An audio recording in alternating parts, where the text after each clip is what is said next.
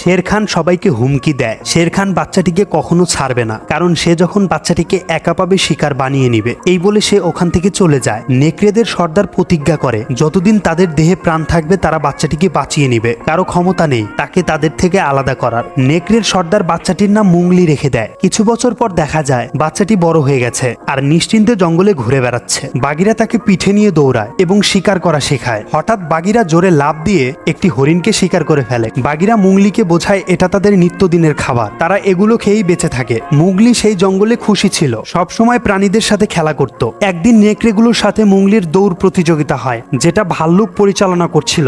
দৌড় প্রতিযোগিতায় মুংলি হেরে যায়। এরপর ভাল্লুক এবং মুগলির সামনে একটি গরু পড়ে, যেটাকে শের খান শিকার করেছিল। ভাল্লুক দ্রুত মুগলিকে নিয়ে চলে যায়। অনেক বছর পর আবার সেই শের খানের আতঙ্ক ছড়িয়ে পড়ে। নেকড়েদের দলের মিটিং বসে যায় এই ভিডিওটির পার্ট 4 দেখার জন্য ভিডিওটিতে লাইক দিয়ে চ্যানেলটি সাবস্ক্রাইব করুন।